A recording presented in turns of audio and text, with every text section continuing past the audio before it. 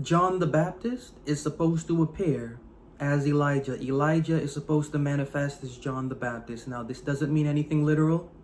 John is not a literal copy of Elijah. Example being in Mark. Remember Mark, where Herod saw Jesus walking around and he said, listen, I beheaded this guy. I beheaded him already. This is John walking around. That's the defining trend for how the author and the authors define resurrection, contrary to popular belief. Wasn't a literal resurrection, wasn't a literal transformation. John wasn't walking around as this character now called Jesus. It was the transformation of character, the transformation of mindset, the transformation of disposition, the transformation of thought, feeling, act, and behavior. Same thing, and the authors allow us to know that it's the same thing regarding John and Elijah because they use this term spirit. John is supposed to appear in the spirit of Elijah. The spirit of Elijah is supposed to manifest. And it was accepted by these four authors that their John, that this John, of which Mark begins the trend, fit into that spirit of Elijah, which spirit of Elijah is one appearing to persecute the church of the Israelite religion devoted to Baal, which Elijah is appearing in the spirit to cast fire onto the heads of those prophets, fire meaning words, doctrine, counsel, testimony, casting that down onto the heads thereof. And the other, causing a drought in the land.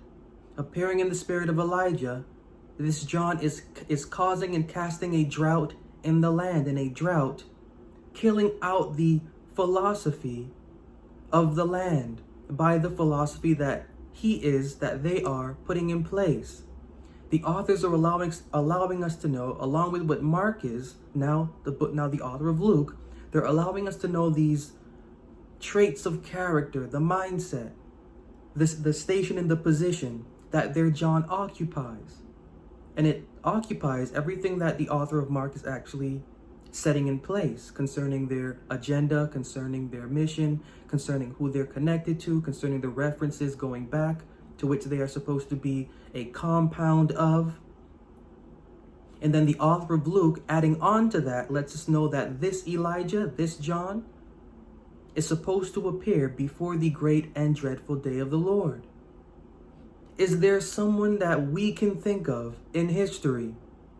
Because the actual person isn't in literal secular history. They're only confined to the history of the branching of this religion. Is there someone that we can think of in the history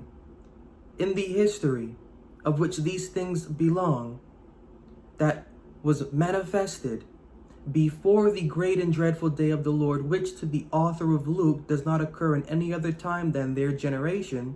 Again, remember, in every instance, Matthew, Mark, Luke, and John, this generation shall this generation shall not that, this generation asks for this generation shall not get that. Everything is confined to the generation, and the authors are letting us know that. The author of Luke is writing about their generation, and the generation in which the great and dreadful day of the Lord took place was none other than 70 AD. Can we think in the history of which these things pertain of an individual existing before the great and dreadful day of the Lord, whose mission was to persecute the church of an Israelite religion devoted to Baal, whose mission was to cause a drought in the land, and who did cause a drought in the land, and whose mission was to cast fire upon the heads of the prophets that are preaching the Israelite religion devoted to the dying and rising deity? Can we think of an individual who exists at that time? Just want to put that question out there, because we should be able to. And then going back to that John character, the audience for which their message pertained, who did they talk to in their audience? Luke 3:5-7. Every valley shall be filled, and every mountain and hill shall be brought low, and the crooked shall be made straight, and the rough way shall be smooth, and all flesh shall see the salvation of God. Then said he to the multitude that came forth to be baptized of him, O generation of vipers, who hath warned you to flee from the wrath to come? Why is this message necessary? Who's he speaking to? Who is this John speaking to? Speaking to the priesthood. Why is this message here necessary in the way that the author is placing it? What does it mean to the narrative? We're going to look at this. The author of the book of Luke is positioning their John as quoting from the book of Isaiah. Their quote is coming from the book of Isaiah, and they are ending the Isaiah quote with a direct call to the priesthood. Isaiah 40, 4 and 5. Isaiah 40, 4 and 5, every valley shall be exalted, and every mountain and hill shall be made low, and the crooked shall be made straight, and the rough places plain.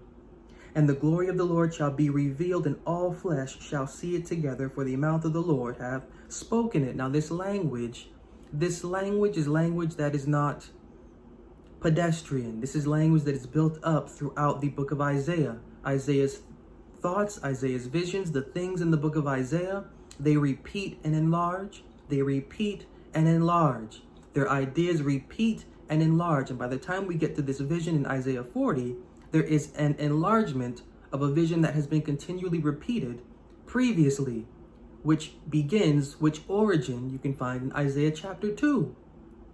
Isaiah 2, 10 through 12. Enter into the rock and hide thee in the dust, for fear of the Lord and for the glory of his majesty.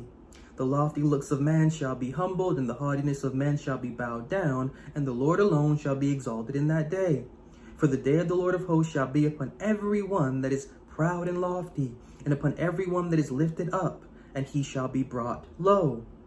Same chapter, verses down, 19 to 21. And they shall go into the holes of the rocks, and into the caves of the into the caves of the earth, for fear of the Lord and for the glory of his majesty, when he ariseth to shake terribly the earth. In that day a man shall cast his idols of silver and his idols of gold, which they made each one for himself to worship, to the moles and to the bats, to go into the clefts of the rocks, and into the tops of the ragged rocks, for fear of the Lord and for the glory of his majesty, when he ariseth to shake terribly the earth. Their John, the author of Luke, has their John quoting from Isaiah, because the direct reference to the priesthood, to the leadership is that one will rise to shake the earth. Their deity will rise to shake the earth. The earth is supposed to be shaken. That's why he then looks at the leadership and says, who has warned you, O you vipers, of the day of wrath to come? Who has warned you? The message is to the priesthood, and the reference is to the shaking of the earth. What is the earth that is to be shaken? And when we read Ezekiel, I want you to remember what Isaiah said about the gold and the silver, because the same reference is in the book of Ezekiel, but the author of Ezekiel takes it a step further to let us know the intended target. Ezekiel 7, 19 to 22. They shall cast their silver in the streets, and their gold shall be removed. Their silver and their gold shall not be able to deliver them in the day of the wrath of the Lord. They shall not satisfy their souls, and neither fill their bowels, because it is the stumbling block of their iniquity. As for the beauty of his ornament, he set it in majesty. But they made the images of their abominations, and of their detestable things therein. Therefore have I set it far from them. And I will give it into the hands of the strangers for a prey, and to the wicked of the earth for a spoil, and they shall pollute it. My face will I turn also from them, and they shall pollute my secret place, for the robbers shall enter into it and defile it. When you think of robbers entering into the secret place of their deity, what's the one image that you get? There is no other image that can be drawn. There is no other image that can be perceived other than the destruction of Jerusalem. The robbers will enter into it, and Rome satisfies the vision of those robbers. Daniel 11 allows us to know that. There, John, in the book of Luke, referencing Isaiah 40, is drawn from the reference of Isaiah chapter 2, which is in reference to the great day of the Lord, where the earth is shaken, which is in turn a reference to Ezekiel 7, which highlights the earth that is shaken being the ornament of the Jews, the place where the secret place of their deity rests, which is their sanctuary. The earth is the sanctuary. The earth is the sanctuary. The earth that is to be shaken is the city and the sanctuary. The temple is supposed to be filled with robbers. It will be destroyed, and so will your religion, says there John to the priesthood. So who has warned you to do anything contrary to the behavior that you have been doing? Who has warned you to run? This message that the author of the book of Luke is placing into their narrative is a message that highlights why there John is supposed to come into the spirit of Elijah, and when that Elijah is to manifest. The things that are written are not taking place in the age of which we think, in the age of which we assume. The authors are recounting history and they are adding fiction to it. They're hiding the actual identities of their movement fathers to portray a certain history that they are manipulating very, very perfectly to fit the age that is ideal. But in reality, when you crunch their illustrations down, the age of which they are referencing is not the age that they want to convey.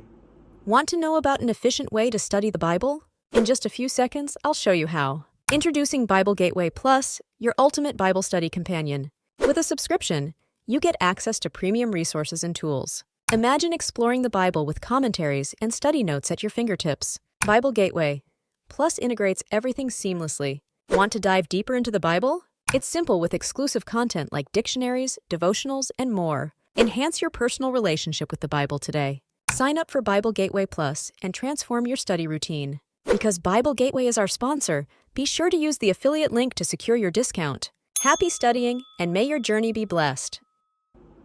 Is there anyone at this time in history, in the history of the author writing Luke, in the history of the author writing the book of Mark, is there anyone in that history that appears before the great and dreadful day of the Lord, before the day of the Lord of the hosts, before the day of the wrath of God, the day in which the earth is shaken, the day in which the priesthood, the city, and the sanctuary is shaken? Is there anyone in this history that arises to fulfill the role of an Elijah that also foresees or supposedly foresaw the destruction of these Jews? Is there anyone? 1 Thessalonians chapter 1.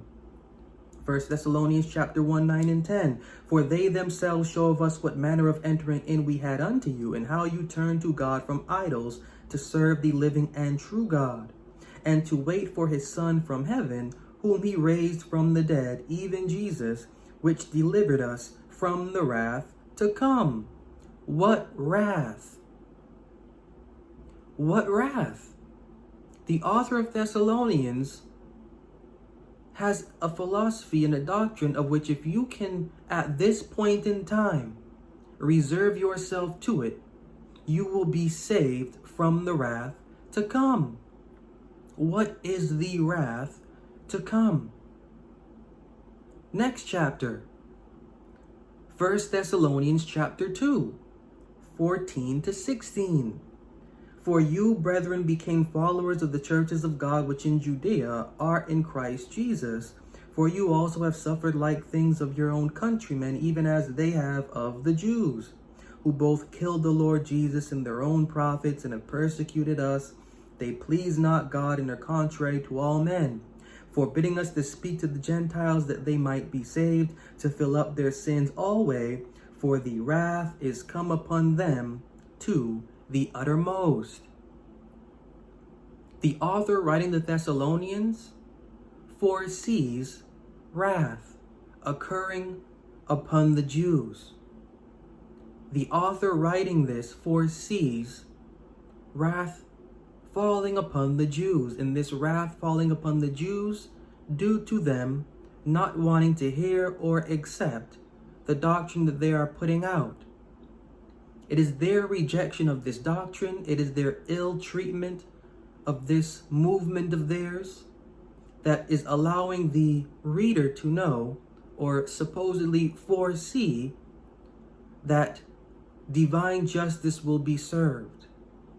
And the divine justice that will be served will be the serving of the wrath of the deity upon these individuals, upon this priesthood, upon this group, for them being so contrary, for them allowing things to take place within Gentiles that should not be taking place.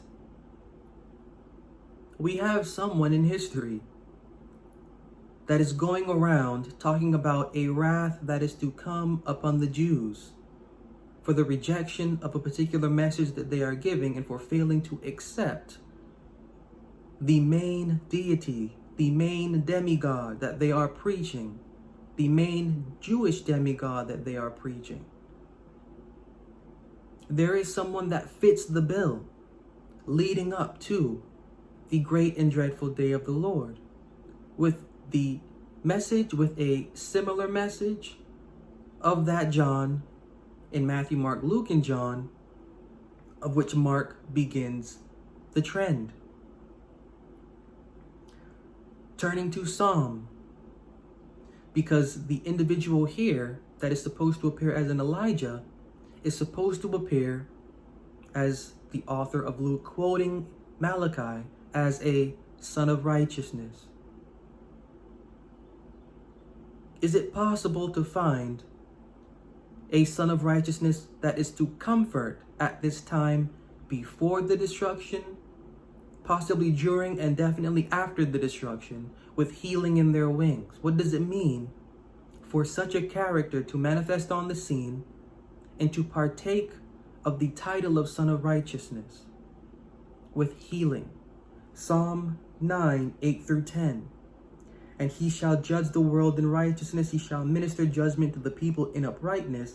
The Lord also will be a refuge to the oppressed, a refuge in times of trouble. And they that know thy name will put their trust in thee. For thou, Lord, hast not forsaken them that seek thee.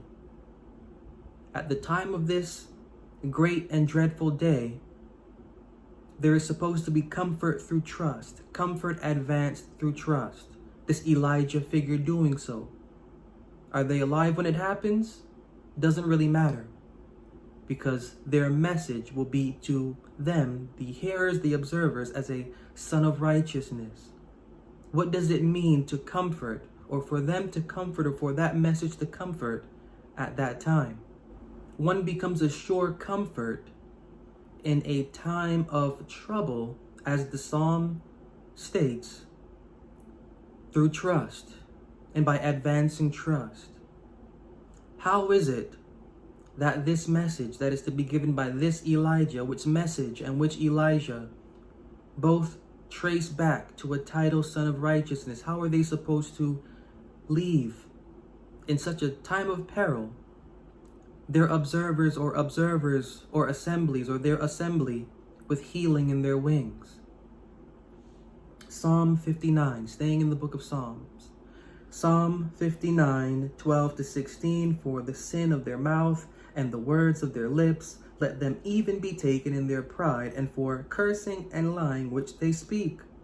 Consume them in wrath, consume them, that they may not be, and let them know that God ruleth in Jacob unto the ends of the earth.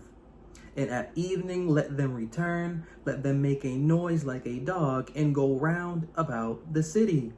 Let them wander up and down for meat, and grudge if they be not satisfied. But I will sing of thy power, yea, I will sing aloud of thy mercy in the morning. For thou hast been my defense and refuge in the day of my trouble. In the times where refuge is needed, in the day of trouble, in the great and dreadful day of the Lord, there is to be a song sung. A song is to be maintained, a song that has been taking place prior to that time, and a song that is to now be sung due to the validation that it is giving to the movement prior to that event starting, that great and dreadful event starting. Validation is now taking place. Justification is now taking place. This is why the author of the book of Mark begins their first chapter with two quotes signifying the age in which their record takes place, or I should say the age in which their record is validated. The age in which their record is validated, of which we saw when Jerusalem shall have suffered double. That's when the validation for their record should be. And that doubling, that suffering double concluded 70 AD. That's why the author of Mark begins their book with those two quotes. It's figurative. It's illustrative. The way that they are setting things up, it's actually brilliant, but you need to be able to have some familiarity with what's going on in Genesis to Malachi to know what they're doing and to know what they're hinting at. They're not hinting at an age of, I don't know, peace, or however you want to think about that, an age where there is a Jesus walking around, and sure, there are Roman soldiers there, but it's not as temperamental.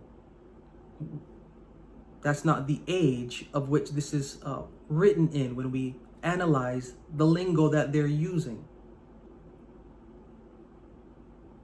The Elijah that is to manifest is Elijahing in a time of trouble. Is manifesting in a time of trouble. Prior to and leading up to. They are announcing that wrath will fall upon a particular class of the Jews, the Sanhedrin, the priesthood. That falling of wrath has everything to do with what they're preaching, with what their John is preaching, and the message not being accepted. How the priesthood, the Sanhedrin, is behaving. The song that is being sung by this Elijah, it will find validation, is what I'm trying to say, at the time of the great and dreadful day of the Lord, at which time the movement of that Elijah will pick up. Again, that's why Mark begins their gospel, begins their record with those two quotes. Because at that time of Jerusalem finally suffering double and it being complete, that's when the mission of that John becomes validated. That's why everything that he said becomes crucial to the movement that is now catching fire and moving forward. The song is what allows that John to be that Elijah, and that Elijah to be that son of righteousness. Or should I say that message of that Elijah to be that son of righteousness with healing, with consolation. Because this is the term, again, you can find the author in the Thessalonians to the Romans. This is a term constantly throughout their narrative, consolation. The song that is to be sung is to be the consolation to the host that is then there. A consolation that is to serve for the agenda that is mapped out by Mark in their first chapter. Ever wished you could master a new skill from the comfort of your home? SkillShare offers thousands of courses taught by industry experts. Whether you're into design, writing, or photography, there's something for everyone. Discover your passion with engaging, hands-on lessons. They are accessible anytime, anywhere, with a paid subscription. Perfect for creative minds and budding entrepreneurs alike. Get inspired by real-life projects and connect with a vibrant learning community. Why wait? Start unlocking your potential today. Sign up for SkillShare and dive into a world of endless possibilities. Because we are sponsored by SkillShare, click the link in the description below and get 30% off on membership. Begin mastering your creative journey today. What is the song that is to be sung at this time? That Elijah, that John, they sang that song. When the time came for the great and dreadful day of the Lord, what is the song that is to now reach? That song is to reach its peak. Exodus 15, 6 and 7. Exodus 15, 6 and 7. Thy right hand, O Lord, is become glorious in power. Thy right hand, O Lord, hath dashed in pieces the enemy. And in the greatness of thine excellency thou hast overthrown them that rose up against thee. Thou sendest forth thy wrath, which consumed them as stubble. Same chapter, jumping some verses down, Exodus 15:16-18. Fear and dread shall fall upon them. By the greatness of thine arm they shall be as still as a stone, till thy people pass over, O Lord, till the people pass over which thou hast purchased. Thou shalt bring them in, and plant them in the mountain of thine inheritance, in the place, O Lord, which thou hast made for thee to dwell in the sanctuary, O Lord, which thy hands have established. The Lord shall reign forever. A song of mercy, highlighting the planting of an inheritance after a demonstration of divine justice, is what is sung. The comfort that is given through Elijah is the comfort of continuing the epic of Israel after the destruction of Israel. Can we think of anyone whose philosophy continues the epic of Israel by a right hand for a purchased assembly in the sanctuary of the deity at this point in time? See, the authors of Matthew, Mark, Luke, and John are very crafty with what they're doing. They're very crafty with their penmanship. They know how to hide identity. They are hiding the identity of key figures and placing many key figures into one single solitary identity. And depending on the scene that we are reading in Matthew, Mark, Luke, and John, and Mark begins this trend, that particular figure will shine. This Elijah has a message of the transferring of a host of an assembly to the intended sanctuary of the deity. A song of wrath, overthrowing the enemies of the deity and safely securing those by his right hand into a sanctuary of which they belong, of which is supposed to be intended.